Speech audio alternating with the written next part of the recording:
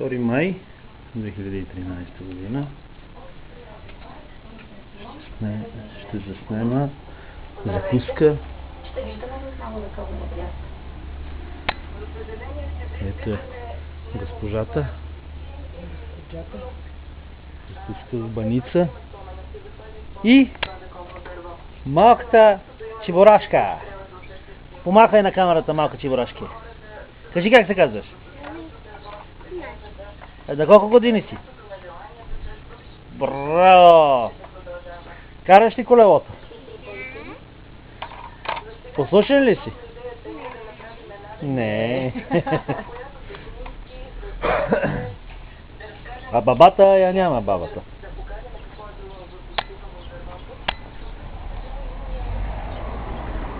Да видим навън.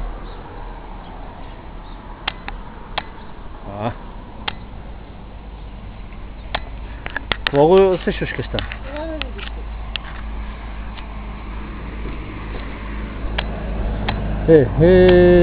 Ми дай да го режем клона директно.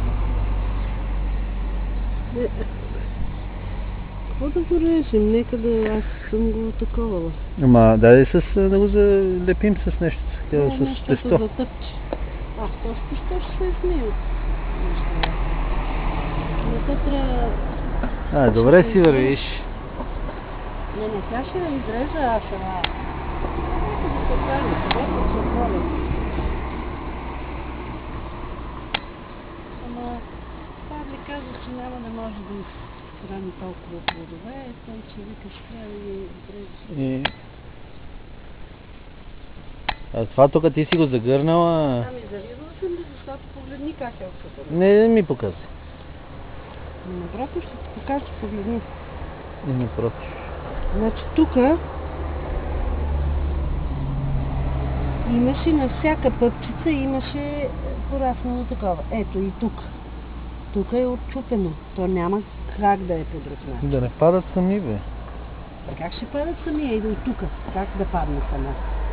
Те бяха и така силни. Аха. И някой е минавал да ги ощъка, за да засила. Ай. Аз без кафе.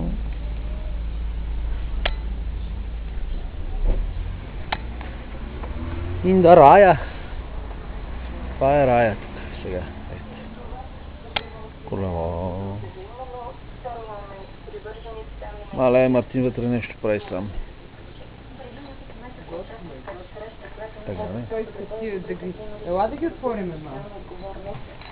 Вярвате ли, че сега на този принцип ще се намери фирма, Маратониката. да е готова да ви сътрудничи от една страна с осигуряването на 30 лева, от друга страна с помощта на нейните служители. За служителите на такава фирма не знаем. Край. Ето и себе си да се снимам. Млади хора от студентските среди, но за такова корпоративно сътрудничество, за средства, предполагам, че ще ми се помогне, може би, от тези